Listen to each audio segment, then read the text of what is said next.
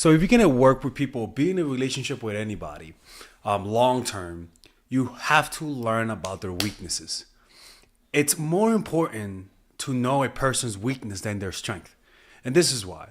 People rarely hide their strengths, but people rarely flaunt their weaknesses. Most people are hiding their weaknesses.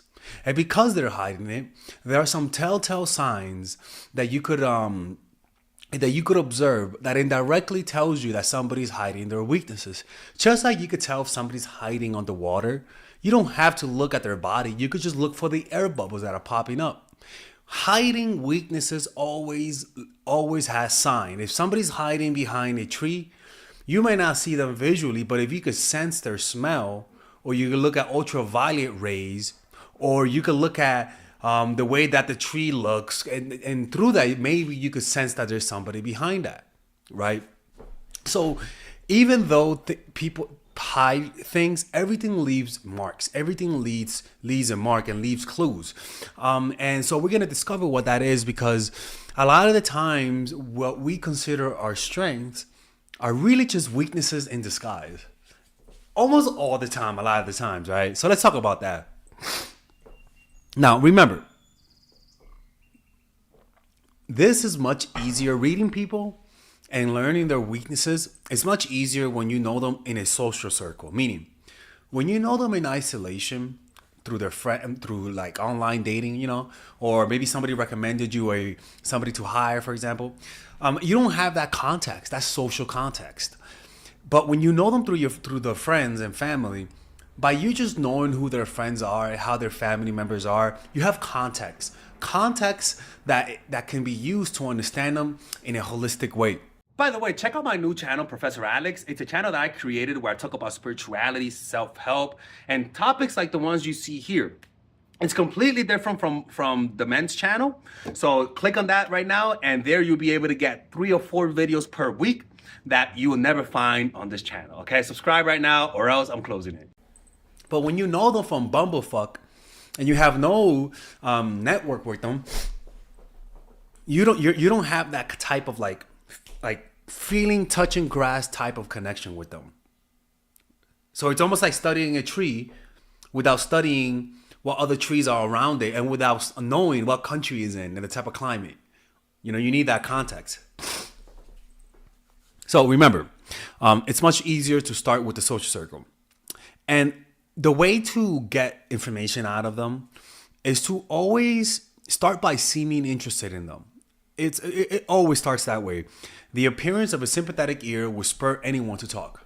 So just being interested, being curious, not raising any defenses will get them to start talking, right? And as they're talking to you, or as you're observing them talk to other people, you want to be able to stop. You want to be able to not pay attention to words as much, and give more emphasis on gestures and unconscious signals that they send out.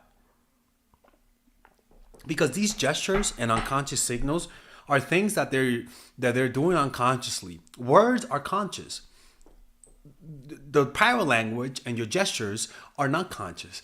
You want to look for the unconscious signals. Those are the ones that tell you. Why? Because unconscious signals always reveals what the person is hiding. Why? Because humans have a deep need to reveal themselves. People don't want to, like deathbed confessions, right? People want to reveal even their dark side. They're yearning for somebody to know who they are. So because of that, their conscious mind might not be sending those signals out because they know of the consequences, but their unconscious mind, which is their body, will leak out those unconscious signals on your behalf. The key is to not only what you look for, which is the key, like the words and the weaknesses, but where and how you look.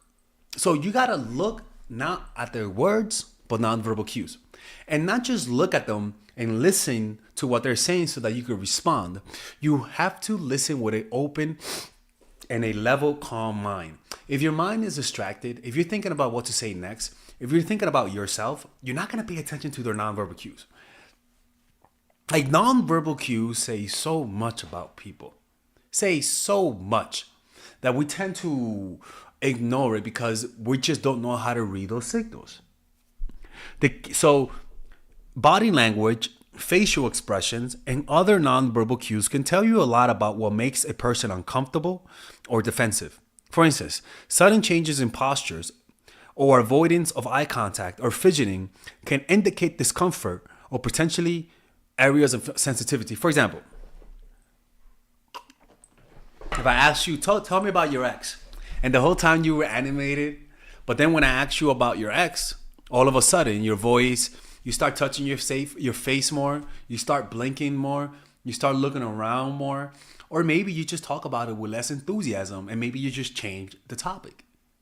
When that happens, a lot of people would just ignore it and think no and not think much about it. You get what I'm saying? Oh, he just doesn't want to talk about it.